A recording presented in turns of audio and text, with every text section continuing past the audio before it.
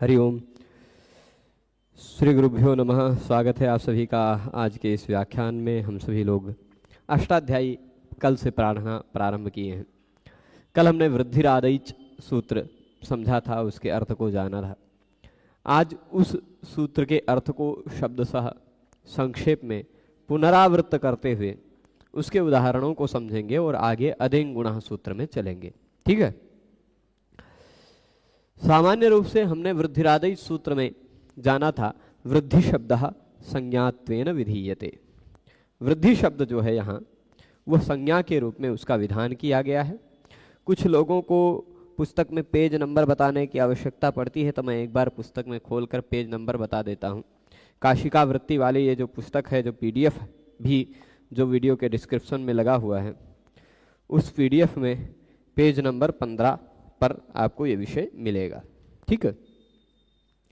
तो चलिए आगे बढ़ते हैं।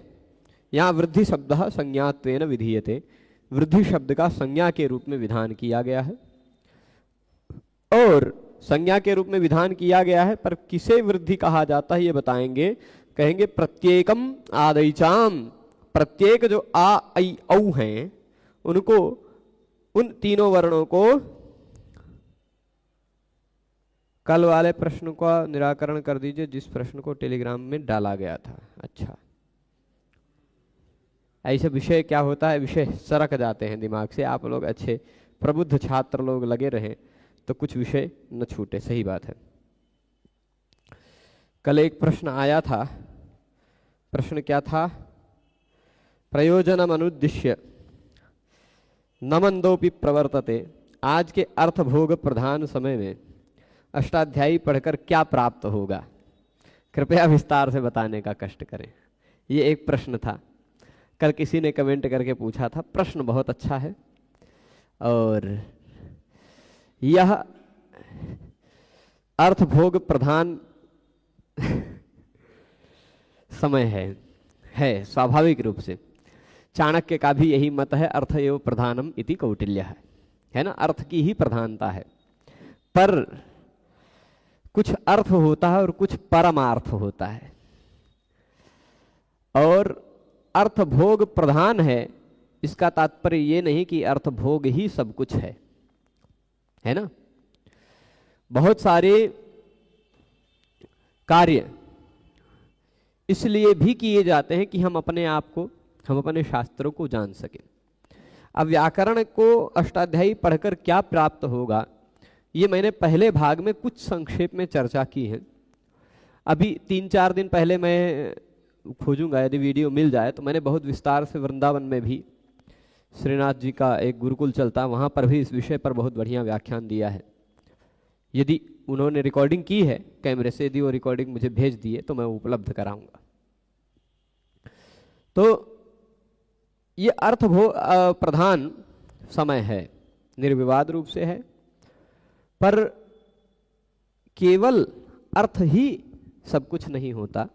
और ऐसा किसने कह दिया कि संस्कृत में अष्टाध्यायी में अर्थ नहीं है? भाई वो वाला अर्थ यदि प्रत्यक्ष न दिखता हो पर परोक्षता है, बहुत है। आपको किसी भी, मैं पहले ही व्याख्यान में एक बात बताई थी मैंने कि मैं आपको एक ऐसी चाबी देने जा रहा हूं जिस चाबी का प्रयोग करते हुए आप हमारे वाङ्मय में निहित किसी भी शास्त्र को लेकर के पढ़ सकते हैं, है ना। ये एक ऐसी चाबी है जिसका प्रयोग करके आप कोई भी दरवाजा खोल सकते हैं। आप साहित्य के किसी भी शास्त्र को, साहित्य के किसी भी ग्रंथ को पढ़ेंगे, आपको विषय समझ में आता रहेगा। आप हाँ, वेदांत दर्शन इत्यादि के लिए फिर आपको न्याय की भी थोड़ी सी दृष्टि चाहिए, पर पद पदार्थ का ज्ञान दर्शनों में भी हो जाएगा, वैदिक साहित्य का भी हो जाएगा, ज्योतिष का भी हो जाएगा, आयुर्वेद का भी हो जाएगा। तो आप क्या ज्योतिष आयुर्वेद इत्यादि अर्थ प्रधान नहीं है? क्या ज्योतिष आयुर्वेद इत्यादि व्याकरण विज्ञान के बिना शुद्ध रूप से यथावत जाना जा सकता है क्या? और दूसरा चीज कि केवल वही सब नहीं है ना। हम सबका परम लक्ष्य तो मोक्ष है भाई। चार प्रकार, कुछ अर्थ आप कह रहे हैं लेकिन कुछ पुरुषार्थ भी होता है, चार प्रकार के पुरुषार्थ। उन चार पुरुषार्थों में एक ही अर्थ है, बाकी तीन को तो मत देखिए, भूलिए ना। धर्म भी है, काम भी है, मोक्ष भी है। वो सब कुछ में जो सबसे श्रेष्ठ माना जाता है वो मोक्ष माना जाता है। उसका प्रयोजक होने के लिए भी, होने के कारण भी हमें व्याकरण का अध्ययन करना चाहिए। ठीक है बहुत सारी बातें, समय समय पर आपको इसका महत्व पता चलता रहेगा। अभी हम कम समय में जितना ज़्यादा विषय पढ़ें उतना ज़्यादा ठीक है ना। वृद्धिरादेश सूत्र को देख रहे हैं, ये यहाँ ये पहला सूत्र है, यहाँ से सभी विषय को बहुत बढ़िया से ध्यान दीजिएगा। ये बात ध्यान रखिएगा, तद्भावित वाली बात और अतद्भावित वाली बात भी ध्यान रखिएगा। क्या होता है तद्भावित, क्या होता है अतद्भावित, ये बातें जरूर ध्यान रखिएगा, है ना। कहा गया कि प्रत्येकम आदिचाम, प्रत्येक जो आ आई औ हैं इन तीनों की वृद्धि संज्ञा होती है। आ आई औ इन तीनों की प्रत्येक की वृद्धि संज्ञा हुई होती है सामान्य रूप से, पर ये जो तीनों प्रत्येक हैं वह तद्भावित हैं या अतद्भावित हैं। ठीक है, तद्भावित हो या अतद्भावित हो, दोनों ही परिस्थितियों में। अब तद्भावित क्या है, यह बात भी मैंने कल बताई थी कि वृद्धि शब्द का प्रयोग करने के बाद जहां पर आ आई औ का बोध कराया जा रहा है, जहां पर वृद्धि शब्द का प्रयोग करने के द्वारा, वृद्धि शब्द के प्रयोग पूर्वक आ आई औ का बोध कराया जा रहा है, वहां वह तद्भावित है। जैसे अरुण नाम लेकर के इस व्यक्ति का बोध कराया जा रहा है, तो यह अरुण शब्द से भावित यह व्यक्ति हो गया, तद्भावित कहलाएगा। परंतु जहां यह व्यक्ति बिना नाम के ही उपस्थित हो गया है, फिर भी अरुण नाम से जाना जा रहा है, वह अतद्भावित है, बिना नाम के ही उपस्थित हो गया। तो आ आई औ ये तीनों वर्ण यदि वृद्धि शब्द के द्वारा आए हुए हैं तो यह तद्भावित रूप में है, और यदि सीधे आ कहीं कह दिया गया है, कहीं आई कह दिया गया है, कहीं औ कह दिया गया है, उसका कोई नाम नहीं कहा गया है, तो वह अतद्भावित है। उन दोनों प्रकार के आ आई औ को हम लोग वृद्धि कहते हैं व्याकरण शास्त्र में। अब व्याकरण शास्त्र में कभी भी आ आई औ दिखाई पड़े तो आप उसको वृद्धि कहिएगा, कहीं भी वृद्धि दिखाई पड़े तो आप उसको आ आई औ के रूप में जानिएगा। ठीक है, अष्टाध्यायी पारायण वाला मैं बताना भूल गया था, और कल रात में मैंने प्रयास किया कि वीडियो बनाएं, लेकिन फिर दिन भर के कार्यों में इतनी ज़्यादा थकान हो जाती है कि फिर रात में गोविंदाय नमो नमः हो जाता है। कब सो जाते हैं कोई निश्चित नहीं, पता नहीं चलता। ठीक है, पर आज निश्चित बता देंगे, निश्चित बता देंगे। रोकने से पहले याद दिला दीजिएगा अष्टाध्यायी पारायण। ठीक है, कल जैसे ही वेग में रोक दिया व्याख्यान को, नहीं बता पाया, आज बता देंगे। तो वृद्धि शब्द क्या कह रहा है कि सभी प्रकार में तद्भावित हो चाहे अतद्भावित हो, आ आई औ को वृद्धि कहा जाता है। यहाँ तपर करण मैजर्थम, ये बात बताई थी कल हमने कि आ तो दीर्घ रूप में कहा गया है तो उससे दीर्घ का ही बोध होगा, वो तो स्वतः सिद्ध है। पर आई औ तो मूल रूप में कहे गए हैं ना, आ अपने मूल रूप में नहीं कहा गया, अ कहा गया होता तो मूल रूप में कहा गया है ऐसा कहते, पर ऐच तो अपने मूल रूप में कहा गया। मूल रूप में कहा गया वर्ण अपने सभी सवर्णों का ग्रहण करने लग जाता है। मूल रूप में यदि केवल अ कह दिया जाए तो वह ह्रस्व दीर्घ प्लुत कुल मिलाकर तीनों का या कुल मिलाकर 18 आ का ग्रहण कराने लग जाता है। परंतु यदि आ कह दिया गया है तब तो वह केवल दीर्घ का ही बोध कराएगा, है ना। उसी तरह मूल रूप में यदि ऐच कहा गया है तो वह अपने जो ऐ औ ए ओ ऐ औ, जो ऐच मतलब ऐ औ ही दो ही हैं, ये ऐ औ अपने सभी प्रकारों का बोध कराने लग जाएंगे। सभी प्रकारों का बोध ना हो इसलिए तपरकरण कर दिया है। तात अपि परह तपरह, ता से भी पर में जो है उसको भी तपर कहा जाता है, ये बात कल हमने बता दी थी। अच्छा, उससे क्या फायदा मिलेगा, उससे क्या लाभ होगा? उससे लाभ ये होगा कि खट्वा धन एडक, खट्वा एडक, खट्वा में जो अंतिम वर्ण आ है वो 2 मात्रा का, एडक में जो पहला वर्ण ए है वो 2 मात्रा का। ये 2-2 मात्रा के 2 वर्ण जुड़ के कहीं 3 या 4 मात्रा का आई न बनने लग जाए, इसलिए तपरकरण किया गया है कि जो ऐ दो मात्रा वाला है वही वृद्धि है। अब वो चाहे 4 मात्रा वाले वर्ण के स्थान पर हो रहा हो, चाहे 3 मात्रा वाले वर्ण के स्थान पर हो रहा हो, वो वृद्धि 2 मात्रा वाला ऐ या 2 मात्रा वाला औ या आ ही होगा। ठीक है, दीर्घ वाला ऐ, दीर्घ वाला औ और उसके साथ साथ आ, ये तीनों को वृद्धि कहा जाता है। ठीक है, अब खट्वाइडिकादिषु त्रिमात्र चतुर्मात्र प्रसंग निवृत्तये, यहां तक की बात हमने जान ली थी। अब उदाहरण जो दे रहे हैं, अश्वलायन, पहला है आश्वलायन, फिर दूसरा है ऐतिकायन, तीसरा है औपगव, चौथा है औपमन्यव और शालीय मालीय। ठीक है, ये सारे हम समझते हैं, सभी उदाहरणों को समझाएंगे, किसी भी उदाहरण को हल्के में मत लीजिएगा। हम यहां आ जाते हैं, इसका प्रयोग कर लेते हैं आश्वलायन इत्यादि उदाहरणों को समझाने के लिए। देखिए, मूल रूप से उसको ध्यान में रखिएगा, उन शब्दों को ध्यान में रखिएगा। आश्वलायन शब्द को हम कैसे बनता है वो शब्द बना देते हैं। पेज नंबर में दिया हुआ है, पेज नंबर 15 कितना है, पेज नंबर 15 में दिया हुआ है उस पुस्तक में, वहां से देख सकते हैं। अन्यथा मैं यहां लिख के समझा दे रहा हूं। एक अश्वल नाम के व्यक्ति थे।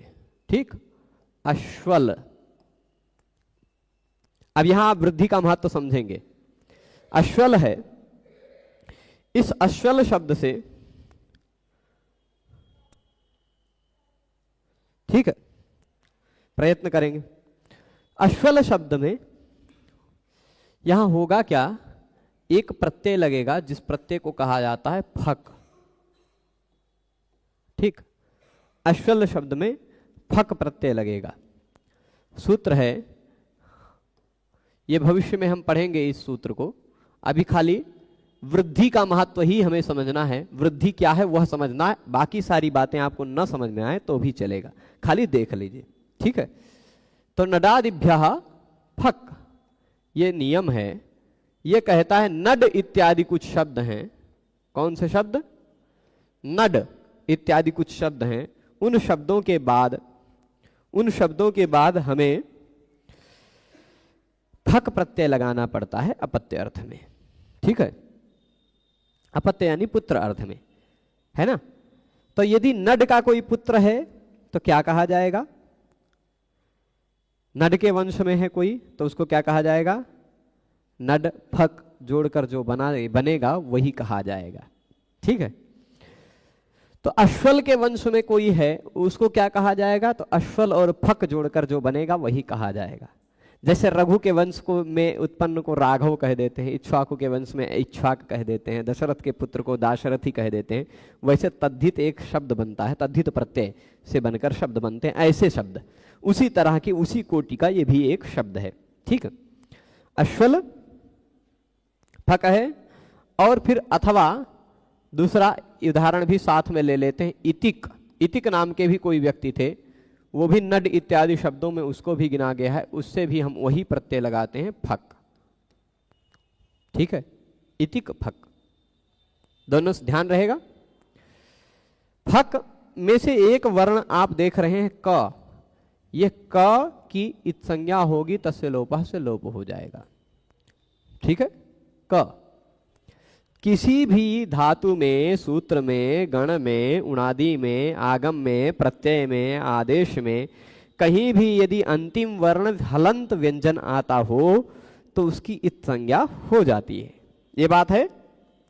तो अंतिम वर्ण व्यंजन आ रहा था इसलिए उसकी इत संज्ञा हो गई और लोप हो गया। अच्छा, कोई भी वर्ण आपके मन में प्रश्न आएगा कि वह लोप हो गया तो क्यों हो गया? यदि लोप हुआ तो आया क्यों? लोप ही करना था, गायब ही करना था तो फक क्यों कहा? फ प्रत्यय कह देते। लोप हुआ है वह आपको पता है, हमको अभी वहां पर क दिख रहा है, और भविष्य में आप लोग भी व्याकरण पढ़ लेंगे तो आप लोगों को भी वहां पर क दिखाई, सुनाई भले नहीं पड़ेगा लेकिन आप लोगों को भी दिखाई पड़ेगा।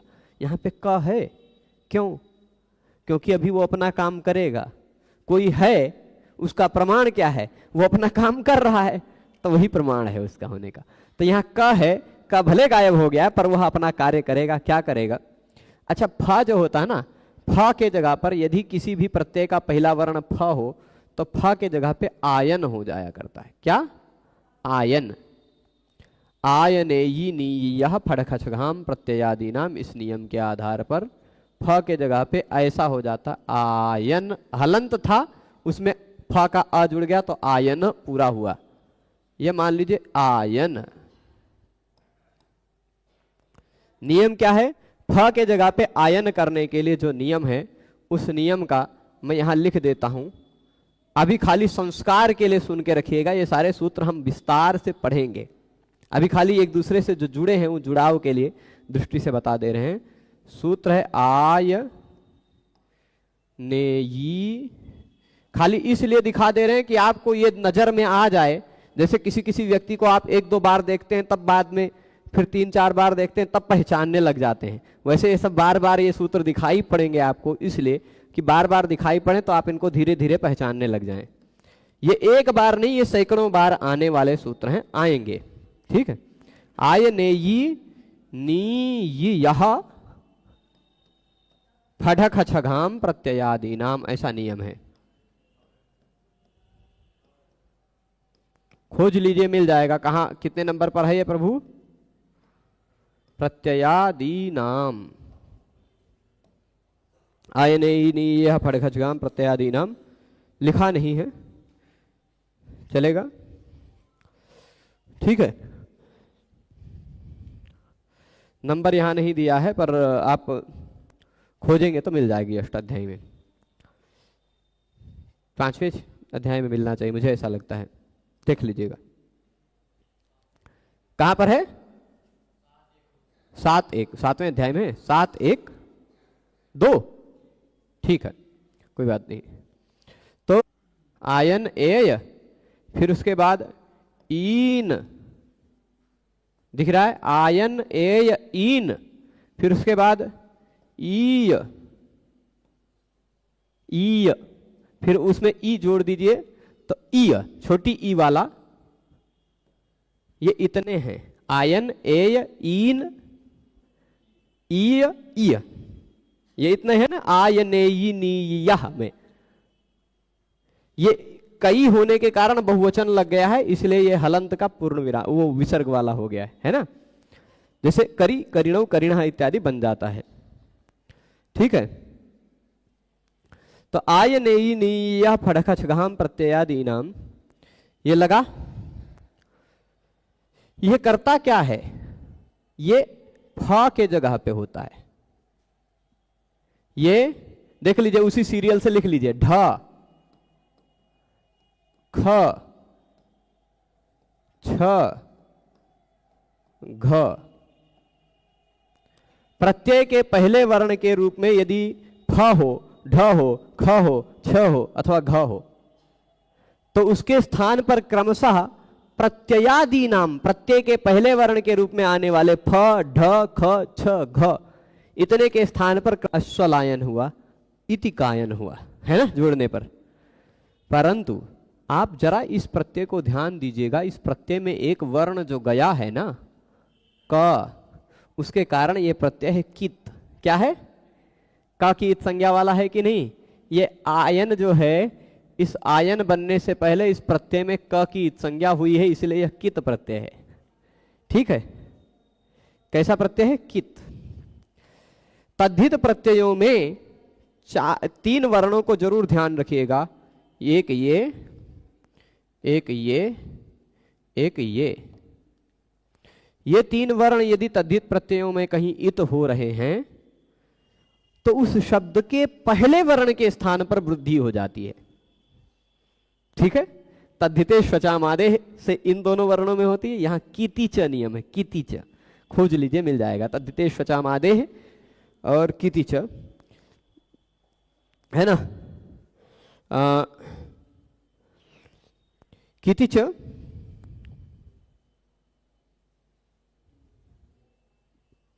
ठीक है, दिख रहा है कीतिच।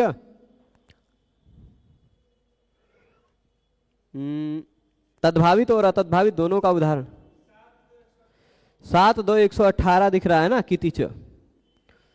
पर उसमें जरा देखिएगा तद्धितेष्वचामादेह की निवृत्ति आ रही होगी, तुरंत पहले का सूत्र होगा तद्धितेष्वचामादेह, ठीक है, कितिच से तुरंत पहले ही है ना। और उससे पहले आपको सूत्र दिखाई पड़ेगा मृजेर वृद्धि, है ना, मृजेर वृद्धि, मृजेर वृद्धि अचोणीति अत उपधाया तद्धितेष्वचामादेह कितिच, ये सीरियल से सूत्र है इसे, है ना। तो कितिच में प्रसंग किसकी चल रही, वृद्धि की। वो कहता है प्रत्यय में यदि कहीं का की संज्ञा हुई हो, तद्धित प्रत्यय में यदि कहीं का की संज्ञा हुई हो, तो शब्द के पहले स्वर वर्ण की वृद्धि हो जाती है, शब्द के पहले स्वर वर्ण के स्थान पर वृद्धि हो जाती है। अब शब्द का पहला स्वर वर्ण ये रहा अ, ये शब्द का पहला स्वर वर्ण रहा ई, इस अ और ई के स्थान पर वृद्धि कर दो, ऐसा किसने कहा, इस सूत्र ने कहा, कीति च। मैंने कहा था ना कि ये जो फक प्रत्यय में से क चला गया है ना, वो क गया तो है लेकिन यही काम करने गया है कि क की संज्ञा होगी तो वृद्धि होगी, क नहीं होता तो वृद्धि कैसे होती, है ना। तो जब क की संज्ञा होने के कारण कीति च ने कहा कि आप वृद्धि कर डालो, किसकी, पहले स्वर वर्ण की, पहले स्वर वर्ण को हटाइए, उसके स्थान पर वृद्धि रख दीजिए। अब यहां अ को हटाना है, ई को हटाना है, उसके स्थान पर वृद्धि करना है। तो वृद्धि क्या है, क्या है वृद्धि, आप कहेंगे वृद्धि है आ, आई, औ, यही तीनों है ना वृद्धि। तो यहां का आएगा, आ के जगह पे क्या आएगा, आपको क्या लगता है, इस आ है, आ के जगह पे वृद्धि होना है। ये कहेगा मैं भी वृद्धि हूं, मैं जाऊंगा इसकी जगह पे, ये कहेगा नहीं मैं भी वृद्धि हूं, मैं जाऊंगा, ये कहेगा मैं भी तो वृद्धि ही हूं, मैं जाऊंगा। तीनों के तीनों झगड़ा होने लगे। ये तीन एक ही सीट है, जैसे अब आजकल वैकेंसियां आती हैं तो लोग आवेदन करते हैं ना, वह एलिजिबिलिटी जिसमें है वह वही व्यक्ति जाता है। तो इन तीनों ने आवेदन किया कि इस आ के जगह पे हम जा सकते हैं, हमारी योग्यता है, क्योंकि आ के जगह पे आएगा वृद्धि और हम तीनों वृद्धि हैं, है ना। तीनों आने लगे। तो ये तीनों में ये देखेगा, ये इंटरव्यू लेगा, ये देखेगा कि हमसे मिलता जुलता कौन है। हम अब अपने जगह से रिटायर हो रहे हैं, हम सेवानिवृत्त हो रहे हैं, हम यहां से जा रहे हैं, तो हम अपने जगह पर किसको बैठाएं, अपने से मिलते जुलते किसी को बैठाएगा। तो ये अ देखेगा कि मुझसे सबसे ज्यादा मिलता जुलता आ है ना, इसलिए वह स्थानांतर तमा के सहयोग से अपने जगह पे आ को बैठा देगा। तो यहां क्या बन गया, आश्वलायन, जोड़ लीजिए, बन जाएगा ना, पहला उदाहरण यही दिया, आश्वलायन। अब बताइए यदि हम वृद्धि को न जानते होते, वृद्धि किसे, देखिए वृद्धिरादयी सूत्र का इतना सारा मतलब नहीं है, वृद्धिरादयी सूत्र का केवल इतना तात्पर्य है कि आ, आई, औ, ये तीनों को वृद्धि कहा जाता है, बस इतना मतलब है, इतना ही तात्पर्य है, मुख्य तात्पर्य। अब उसमें चर्चा परिष्कार जितना करना हो आप करते रहिए, मूल रूप में इतना ही। कभी भी पूरे व्याकरण शास्त्र में कहीं भी किसी भी सूत्र के द्वारा कहा जाए वृद्धि करो, तो आप क्या करोगे, आ, आई, औ करोगे, ठीक है, समझ गए। तो अब यहां भी वृद्धि करो, ई के जगह पे क्या करोगे, आ, आई, औ, इन तीनों में से कुछ करोगे। ये इंटरव्यू लेगा, किसको रखेगा, कहेगा ये तो ई उच्चारण स्थान तालु वाला है ना, ई से मिलता जुलता आ नहीं है, ई से आई मिलता जुलता है, ई आई है ना, और ऊ होता तो उससे औ मिलता जुलता है। तो ई से मिलता जुलता होने के कारण यह ई अपने स्थान पर वृद्धि जब होने लगेगा तो वह आई कर देगा, तो बन क्या गया, ऐतिकायन। ये क में अहलंत होगा इस सेती च नियम से, इस सेती च अभी नहीं पढ़ाएंगे, अभी खाली सामान्य रूप से इतना जान के रखिए, ठीक है। ऐतिकायन, ये भविष्य में हम और विस्तार से इसको समझेंगे। तो ये बात समझिए, ऐतिकायन, आश्वलायन, ऐतिकायन। यहां देखिए आ वृद्धि होकर आया, आई वृद्धि होकर आया। अब औ वाला भी बता देते हैं, है ना, औ वाला भी बता देते हैं। उसके लिए हाँ, उपगु,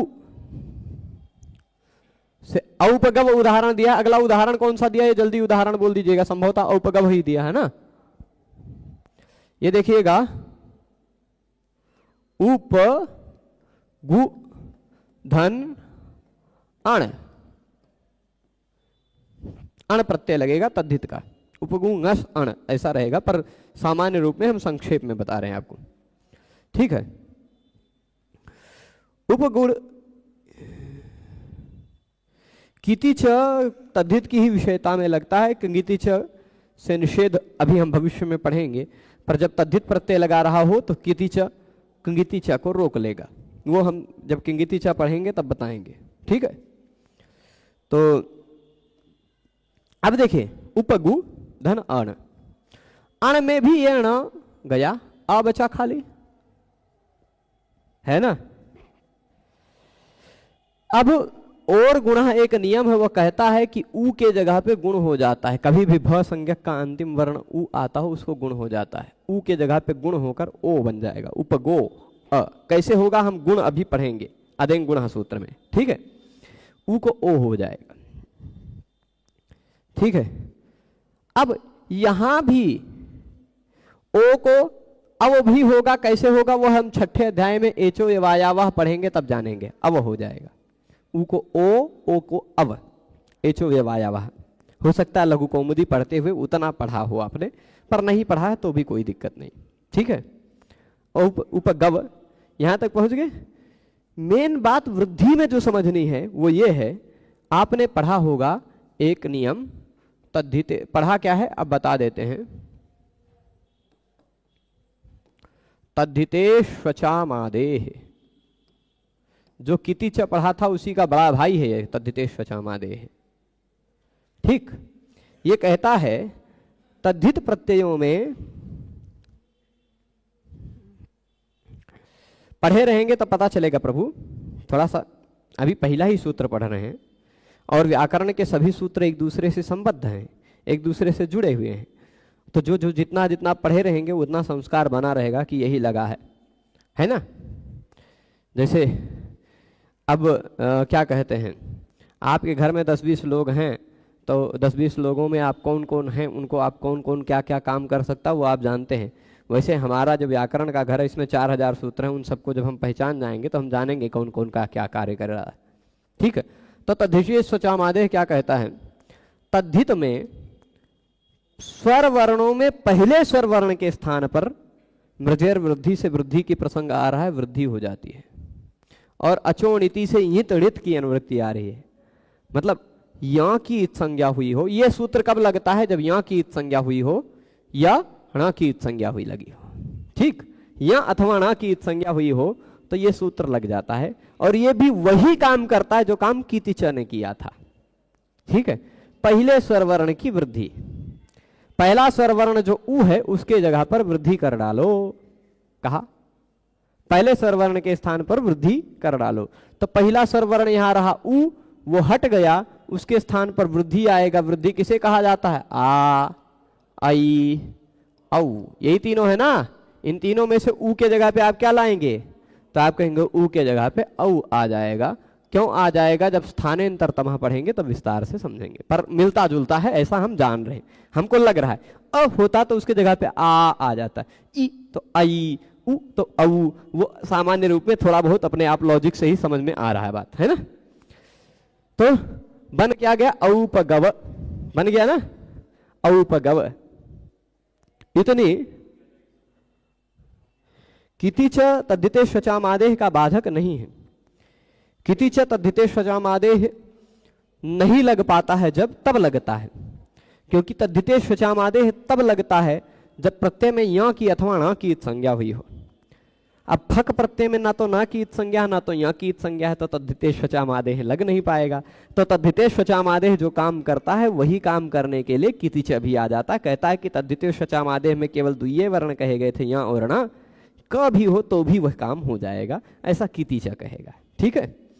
तो अब औपगव बन गया। उसके बाद क्या उदाहरण दिया है, आश्वलायन, ऐतिकायन, औपगव, फिर औपमन्यव। उपमन्यु से औपमन्यव बन जाएगा, जैसे उपगु से औपगव बना वैसे उपमन्यु, देखिए खाली यहां भी उप था, यहां भी उप है, यहां बाद में गव था, यहां मन्यु है। तो मन्यु को मन्यव, उसी तरह जैसे गु को गव कर लिया था आपने गुण करके, वैसे मन्यव हो गया। ऊ के जगह पे औ आ जाएगा, उसी तरह अण प्रत्यय का अ जुड़ेगा, औपमन्यव बन जाएगा। ठीक है, वैसे ही है औपगव औपमन्यव। ये सारे के सारे में आपको पता चला कि कहा गया है कि वृद्धि करो। ये सारे तद्भावित के उदाहरण हैं। वृद्धि शब्द के द्वारा वृद्धि को आ आई औ को लाया गया है। वृद्धि करो ऐसा कह करके आ आई औ को लाया गया है। ठीक है, अब आगे कुछ उदाहरण देंगे। शालीय, ठीक है, तो अब देखिए शाला, एक शब्द है शाला। ठीक है, ठीक है, क्या शब्द है? शाला। उसी तरह का शब्द है माला। इन दोनों को ध्यान रखिएगा, शाला माला। यहां वृद्धि करो ऐसा नहीं कहा गया है, लेकिन यहां आपको वृद्धि ऑलरेडी दिखाई पड़ रही है, स्पष्ट रूप में दिखाई पड़ रही है। ये वृद्धि है कि नहीं? यह नाम लिए बिना अपने आप आ गई है। जैसे वृद्धि करो ऐसा कह करके वृद्धि किया जाए, आ आई औ किया जाए, तो वो तो तद्भावित वृद्धि है। पर जहां आ आई औ करो, वृद्धि करो ऐसा कहा ना जाए, अपने आप शब्द में वो हो, अपने आप शब्द में हो, वहां भी हम उसको वृद्धि नाम से ही जानेंगे। शाला में जो आ है ये वृद्धि ही है, ये भी तो वृद्धि ही है, ये भी तो वृद्धि ही है ना?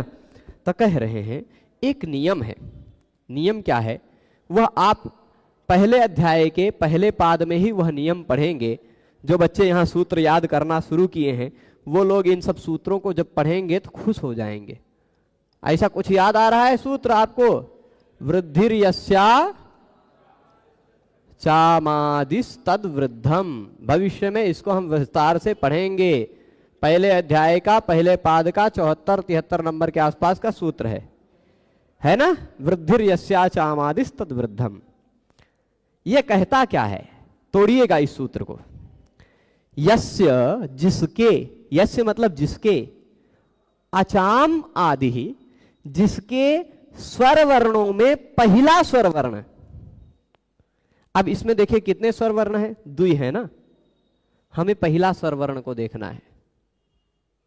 ठीक, एक शब्द और भी लिख देते हैं, अपना वो नाम लिख देते हैं। ठीक, इसमें भी पहला स्वर वर्ण को पकड़िएगा। यस्य, जिसके अचाम स्वर वर्णों में आदि पहला स्वर वर्ण, जिसके स्वर वर्णों में पहला स्वर वर्ण वृद्धि हो। वृद्धि का मतलब आ आई औ हो, है ना? उसको वृद्ध कहा जाता है। उस शब्द को वृद्ध शब्द कहा जाता है। अब वृद्ध का मतलब लोक में वृद्ध मतलब जो 50-60 साल से ऊपर का व्यक्ति हो उसको वृद्ध कहते हैं लोक रूप में। वैसे ही नहीं, छोटे बच्चों को भी वृद्ध कहा गया है। न तेन स्थविरो भवति येनास्य परितं शिरः बालोपि यः प्रजानाति तं देवाः स्थविरं विदुः। ज्ञान वृद्धा, वयो वृद्धा, ऐसे कई प्रकार के वृद्धों की चर्चा की गई है ना? तो मनुस्मृति इत्यादियों में भी तो बालक को भी वृद्ध कह दिया जाता है ज्ञान की दृष्टि से यदि बड़ा हो तो। पर यहां व्याकरण शास्त्र में वृद्ध किसे कहा जाएगा? किसे कहेंगे वृद्ध?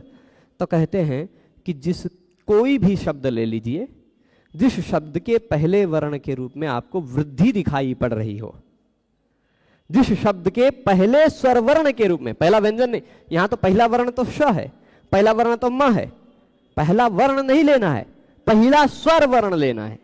जिस शब्द में पहला स्वर वर्ण आ हो या आई हो या औ हो, यानी वृद्धि जिसका नाम है ऐसा कोई स्वर वर्ण हो, तो उस शब्द को, पूरे शब्द को आप कह सकते हैं वृद्ध। कौन सा शब्द है ये? वृद्ध शब्द है। वृद्ध, ये ई वाला नहीं, वृद्ध बूढ़ा वाला, जो लोक में वृद्ध जिस तरह कहते हैं वो ऐसा वाला वृद्ध। ठीक है, तो अब इस आधार पर आपको पता चला कि शाला शब्द और माला शब्द वृद्ध शब्द है। कैसा शब्द है? वृद्ध। लेकिन यहां किसी सूत्र ने कहा नहीं कि शाला में जो अ है उसको वृद्धि कर दो, माला में जो आ है उसको वृद्धि कर दो, ऐसा किसी ने कह करके यहां आ नहीं लाया है। यहां बिना कहे उपस्थित हो गए। जैसे दो प्रकार बताया था ना कि अरुण नाम लेकर के इस व्यक्ति को बुलाया जाए और बिना नाम के ही यह व्यक्ति उपस्थित हो जाए, है ना। वैसे ही वृद्धि करो ऐसा कह करके आ आई ओ लाया जाए, अथवा बिना कहे बिना वृद्धि किए ये तीनों वर्ण आ जाएं तो भी वृद्धि है ना। तो यहां वृद्धि यद्यपि हुई नहीं है, वृद्धि संधि करके वृद्धि का नियम लगा करके वृद्धि नहीं किया गया है, लेकिन अतद्भावित आ है। अतद्भावित बिना वृद्धि शब्द के कहे गए आया हुआ है ना। तो ये वृद्धि जिसके आदि में हो उसको वृद्धि कहा जाता है। और एक छोटा सा नियम है तद्धित में, वो वृद्धात् छः कहता है कि जो कोई भी शब्द हो वृद्ध शब्द हो। कैसा शब्द हो? वृद्ध मतलब बूढ़ा वाला नहीं, जिसके पहले स्वरवर्ण के रूप में वृद्धि दिखाई पड़ती हो, ऐसे वृद्ध शब्द से छ प्रत्यय लग जाता है। ठीक है, वृद्ध शब्द से छ प्रत्यय लग जाता है। तो छ प्रत्यय लगाएंगे हम, गी प्रत्यय लगा करके शाला गी छ, माला गी छ ऐसा कर सकते हैं, पर वो गी प्रत्यय अभी जब भविष्य में तद्धित पढ़ेंगे तो हम विस्तार से बताएंगे। ठीक, मेरा नाम वृद्ध नहीं है इसलिए मैं वृद्ध नहीं हूं ये हंसी की बात, क्योंकि इसमें पहला स्वरवर्ण वृद्धि नहीं है इसलिए ये वृद्ध नहीं है। मैं इसीलिए ये लिख के दिखाया कि आपको पता चले। ऐतिकायन उपगव इत्यादि भी वृद्धि हैं, वृद्ध हैं, क्योंकि उसके शुरुआत में पहला स्वरवर्ण वृद्धि दिखाई पड़ रहा है ना। तब ये वृद्धात् छः कहा कि वृद्ध शब्द से छ प्रत्यय हो जाएगा। अब छ होगा तो वही जो अभी हमने आयने यीनी यह फठ खजघाम प्रत्ययादि नाम बताया था। फा के जगह पे आयन, ढ के जगह पे ई, है ना, ढ के जगह पे एय, ख के जगह पे ईन, छ के जगह पे ई, ये सब बताया था ना। तो उसी नियम से इस छ के जगह पे आ जाएगा ई, पूरा छ पूरा था इसलिए, है ना। यहां भी आ जाएगा ई, है ना। ये तभी आ पाएगा जब इसको आप वृद्धि मानेंगे। आ ऐ ओ को वृद्धि मानेंगे तभी तो छ प्रत्यय लग पाएगा, और जब छ प्रत्यय लगेगा तभी तो छ को ई हो पाएगा। और जब ई होगा इसका पहला वर्ण स्वर वर्ण हो गया, इस कारण इस स्वर वर्ण की अंतिम स्वर वर्ण का लोप हो जाएगा, शालीय मालीय तभी बनेगा। यहां वृद्धि संधि नहीं हुई है, पर यहां भी आपको अतद्भावित रूप में वृद्धि को जानना है। यहां वृद्धि दिखाई पड़ रही है पर वो शब्द सह कही नहीं गई है, की नहीं गई है। शालीय मालीय उदाहरण भी हो गया ना, बात समझ गए। अब हाँ, क्या प्रश्न है प्रभु? प्रश्न जो है आप बोल के बोला करें, आपस में नहीं। हाँ ठीक है, शालीन वो ख प्रत्यय लगेगा तो शालीन हो जाएगा, है ना। ख के जगह पे ईन हो जाता है। ठीक है, तो अब ये बात स्पष्ट है, यहां तक किसी को दिक्कत? तद्भावित और अतद्भावित दोनों में अंतर फिर से मैं बता देता हूं। देखिए, आपने देखा था, इसमें देखिएगा, यहां था इतिक, ठीक, यहां था उपगु, एक और था क्या, अश्वल, है ना। अब कहा गया कि तद्धित प्रत्यय लगा हो उस वेराइटी वाला, का कीत संज्ञा वाला, ना कीत संज्ञा वाला, यहाँ कीत संज्ञा वाला तद्धित प्रत्यय लगा हुआ हो, तो उस शब्द के पहले स्वरवर्ण के स्थान पर वृद्धि हो जाती है। वृद्धि करो ऐसा कह करके वहां वृद्धि लाया जाएगा। तो ये वृद्धि शब्द के द्वारा लाए गए वृद्धि हैं, वृद्धि शब्द कहे करके। पर इसमें शाला माला, यहां आपको ऑलरेडी आ दिखाई पड़ रहा है ना, ऑलरेडी आपको आ दिखाई पड़ रहा है। इसलिए बात ध्यान रखिएगा कि शाला माला इत्यादि में आ ऑलरेडी दिखाई पड़ रहे हैं, जो वृद्धि करो ऐसा कहकर नहीं लाए गए। यहां खाली पहचानवा दिया जा रहा है, ये आ जो है वो वृद्धि है ना, पर यहां वृद्धि करो ऐसा कह करके नहीं लाया गया, उस शब्द से नहीं लाया गया, बिना कहे आ गया है ना। बात स्पष्ट है। तो तद्भावित हो या अतद्भावित हो, आ ऐ औ को वृद्धि के नाम से जाना जाएगा पूरे व्याकरण शास्त्र में। ये इतना ही इस सूत्र का मूल रूप में तात्पर्य है। अब सभी उदाहरण भी आपके लिए हो गए होंगे। और आश्वलायन में आ वृद्धि दिखाई पड़ रहा है, ऐतिकायन में ऐ, खाली अब जो बता रहा हूं उतना ही समझ में आ जाए तो भी बहुत है। आश्वलायन में आ वृद्धि दिखाई पड़ रहा है, ऐतिकायन में ऐ वृद्धि दिखाई पड़ रहा है, औपगव में औ वृद्धि दिखाई पड़ रहा है, औपमन्यों में औ वृद्धि दिखाई पड़ रहा है, शालीय और मालीय में आ जो दिखाई पड़ रहा है वह वृद्धि पहला स्वर वर्ण है, इसलिए इसकी वृद्ध संज्ञा हुई, इसलिए ये प्रत्यय लग पाया। ठीक, अब चलिए, ठीक है। अब पाणिनि जी से हम प्रश्न पूछ सकते हैं। क्या पूछ सकते हैं कि भगवान पाणिनि जी, आपने आ ऐ औ ये तीनों स्वर वर्णों को लिया, ठीक है, इन तीनों वर्णों का नाम रख दिया वृद्धि। क्या नाम रखा? वृद्धि। पर वृद्धि कहे तो दिया कि इन तीनों को वृद्धि कहा जाएगा, ऐसा आपने बता दिया। हम सब ने आपकी बात स्वीकार कर ली कि वृद्धि कहा जाएगा। जैसे किसी के घर में बेटे का जन्म होता है या नामकरण किया जाता है तो कह दिया जाता है आज से इसको चलो गोबर प्रसाद के नाम से जाना जाएगा, है ना, या देवदत्त के नाम से जाना जाएगा। तो कुछ ऐसे नाम रख देते हैं लोग। पहले कुछ विचित्र नाम रखते थे, मैं खाली हंसाने के लिए गोबर प्रसाद बोला हूं, है ना। तो किसी का नाम ऐसे रख दिया गया, है ना, गोवर्धन रखा जाएगा मान लीजिए। तब गोवर्धन कह देने से अब उस व्यक्ति का गोवर्धन नाम से प्रयोग होगा, उस व्यक्ति को गोवर्धन नाम से बुलाया जाएगा, है ना। जब कभी गोवर्धन नाम बुलाया जाएगा तो उस व्यक्ति की उपस्थिति होगी, इसलिए नामकरण किया गया है। तो आ ऐ औ इन तीनों वर्णों का भगवान पाणिनि ने एक नाम रख दिया वृद्धि। तो अब जब कभी भी पूरे व्याकरण के 4000 सूत्रों में भगवान पाणिनि कभी भी कहेंगे वृद्धि, तो आप किसको जानेंगे? इन्हीं तीनों को। इन्हीं तीनों को आप याद करना है, आ ऐ औ को। स्पष्ट समझ रहे हैं? तो अब अच्छा, क्या कभी पाणिनि जी ने उनको याद किया है? क्या कभी याद किया है उन तीनों को कि खाली नमोए रख दिया?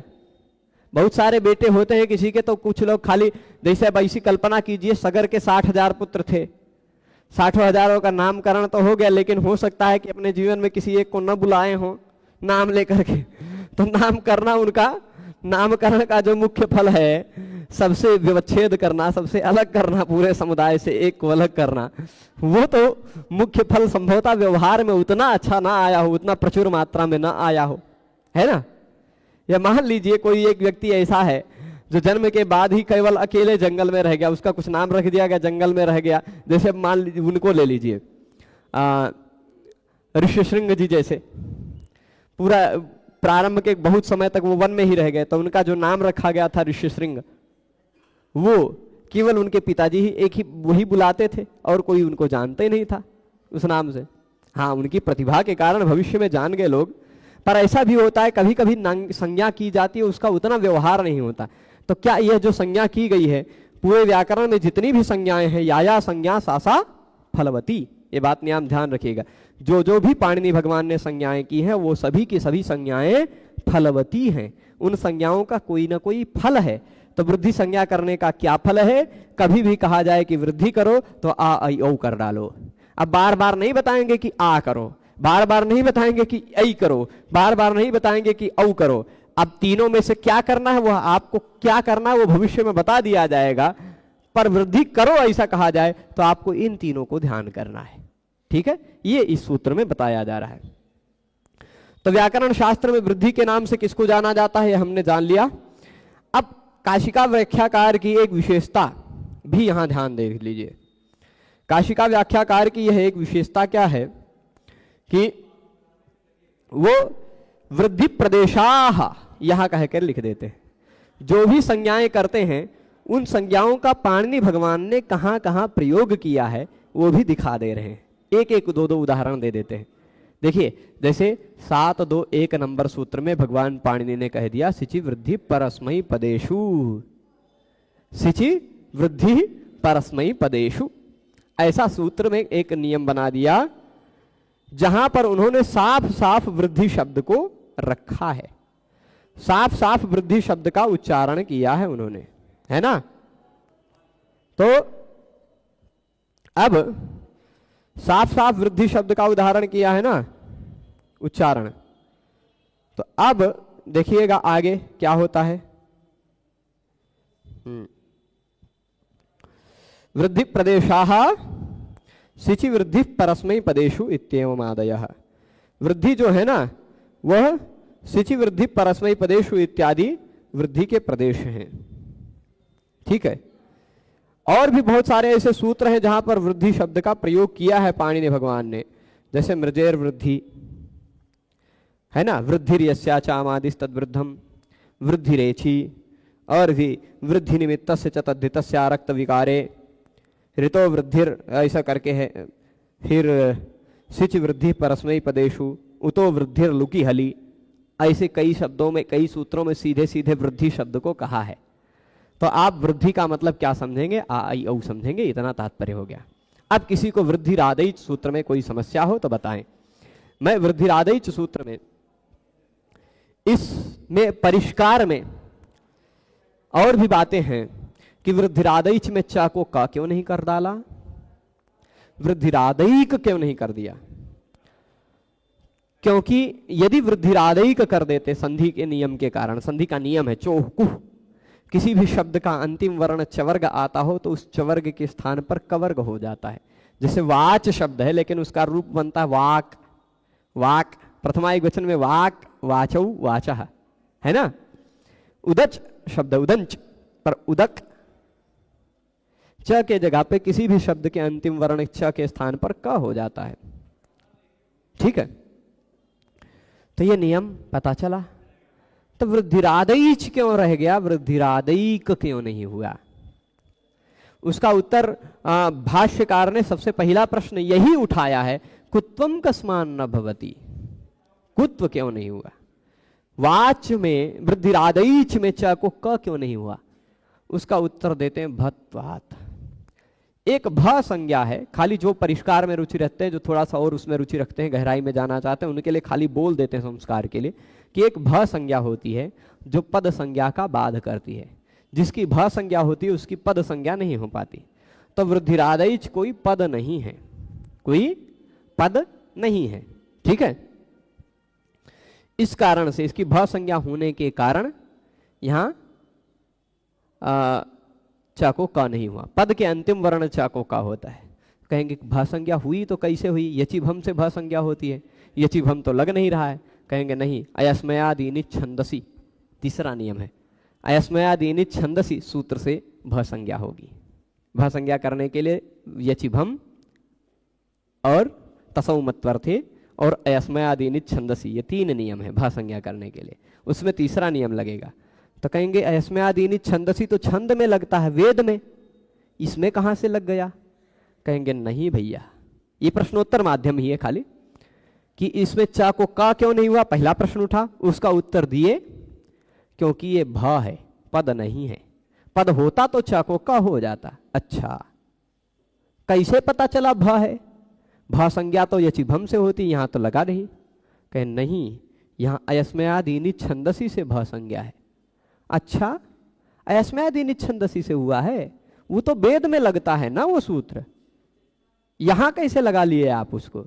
कहेंगे नहीं, छंदो वत् सूत्राणि भवन्ति, सारे के सारे सूत्र वैदिक वाक्य की तरह ही होते हैं, वहां वैदिक नियम लगते हैं। ठीक है, छंदो वत् सूत्राणि भवन्ति, इसलिए अयस्मयादीनि छंदसी से यहां भ संज्ञा मान लेंगे, और भ संज्ञा होने के कारण च को चौहकू नहीं लग पाएगा। ठीक है, ये बातें उठती। और स्पष्टता के लिए भी ऐक यदि कह देते तो फिर और व्याख्यान करना पड़ता। वृद्धिरादैक यदि कह देते तो और व्याख्यान करना पड़ता कि यहाँ ऐक में जो क है वह च है, चौहकू से च को क हो गया है ना। और स्पष्टता करनी पड़ती। कभी कभी स्पष्टता के लिए ये सारी प्रयोग कर दिए जाते हैं इसे, है ना। तो अब आगे देखते हैं, अदेंग गुणा सूत्र में थोड़ा सा प्रवेश कर जाते हैं। वृद्धिरादैच, इस सूत्र में दो शब्द हैं। वृद्धि यह प्रथमांत है, प्रथमा विभक्ति लगा हुआ है, और आच ऐच आदैच यह भी प्रथमांत है। अच्छा, जब अदेंग गुणा पढ़ेंगे तो वृद्धिरादैच और अदेंग गुणा में क्या अंतर है, और एक बहुत बड़ी बात है, बहुत विशेषता है, इससे युक्त बात है, उसको भी हम जानेंगे, है ना। तो कल जानेंगे, कल ही जानेंगे, लेकिन जानेंगे। आदैच ये भी प्रथमांत है। सामान्यतः तद्भावित तथा अतद्भावित प्रत्येक आदैच की आ ई औ की वृद्धि संज्ञा होती है। तद्भावित यानी तद इत सर्वनाम शब्द से बुद्धि परामर्शित्वात्, वृद्धि शब्द से, वृद्धि शब्द का हित करके, वृद्धि शब्द का प्रयोग करके उस शब्द के द्वारा होने वाले आ ई औ तद्भावित हैं, और वृद्धि शब्द से ना होने वाले आ ई औ अर्थात स्वतः सिद्ध जो आ ई औ है, स्वतः सिद्ध जो आ ई औ है वह अतद्भावित है। ठीक है। विशेष कुछ आचार्यों के मत में आदैच को समस्त पद न मान करके सूत्र 3 पद की कल्पना की गई है। यह बात भी मैंने बता दी है। चकार को चोह कुह से कुत्त होने पर, चकार में चोह कुह से कुत्त हो जाता है, वृद्धिरादैक होने लग जाता है, लेकिन छंदोवंत सूत्राणि भवंती, इस वाक्य के आधार पर ऐस्मयादीनि छंदसी, इस सूत्र से भ संज्ञा होने के कारण उसका निषेध हो जाता है। भ संज्ञा जब होगी तो चोह कुह नहीं लगेगा, पद संज्ञा में ही चोह कुह लग पाता है। ठीक। तद्भावित वृद्धि संज्ञा का उदाहरण आश्वलायन, ऐतिकायन और औपगम है। ये आश्वलायन, अश्वलफक, यहाँ पूरी सिद्धि दी गई है ना। मैंने ये पीडीएफ देखा नहीं था, नहीं तो यहीं से बता देते आप लोगों को, लिखना नहीं पड़ता। अश्वलफक, नडादिभ्या फक लगा, आश्वलायन, आश्वल आयन, ये आयन ये फड़खजघाम प्रत्यादि नाम, और कितिच भी लगा देना चाहिए। यहाँ आश्वल में एक और विशेष बात है, अश्वल होना चाहिए, आश्वल नहीं। ठीक है। और यचिभम, यस्येति च, ये दोनों नियम लगने के बाद यह आश्वल में आ का लोप हुआ, और फिर उसके बाद कितिच भी यहाँ एक या तो लिख दिया जाए, है ना, कितिच, तब अश्वल को आश्वल कर दिया जाएगा। इसी तरह अतद्भावित वृद्धि संज्ञा का उदाहरण शालीय, मालीय ये है। यहाँ तद वृद्धिर्यस्य चामादिस तद्वृद्धम से शाला की वृद्ध संज्ञा होगी। ये बातें हमने आपको बता दी है, समझा दी है। ठीक है। अब दूसरा सूत्र है इसमें अदेंग गुणः है। जिस तरह वृद्धिरादैच था उसी तरह का यह एक और सूत्र है अत एंग गुणः। ठीक है। जमीन आसमान का अंतर है आ आई ओ वृद्धि संज्ञक श्री। वृद्धि और वृद्ध में क्या अंतर है? ठीक है। देखिए इतना अभी बताया गया, लेकिन फिर भी आपने नहीं ध्यान दिया तो बता देते हैं। वृद्धि और वृद्ध में क्या अंतर है? ठीक है। अब ऐसा कोई मत समझ लेना वृद्धि मतलब बूढ़ी स्त्री और वृद्ध मतलब बूढ़ा पुरुष, है ना। वृद्ध और वृद्धि नहीं, मैं बता दे रहा हूं। वृद्धि का मतलब क्या है? आ आई औ, ये तीनों है वृद्धि। ठीक है। अब वृद्ध का मतलब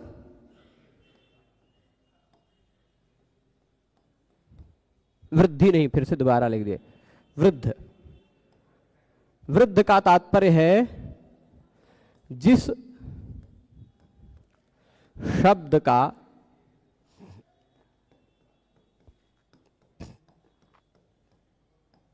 प्रथम स्वर, जिस शब्द का प्रथम स्वर आ आई औ हो। ठीक। शाला में पहला वर्ण व्यंजन है लेकिन उसका पहला स्वर आ है, इस कारण वो वृद्ध है। माला में पहला वर्ण म व्यंजन है लेकिन उसका पहला स्वर वर्ण आ वृद्धि है। ठीक।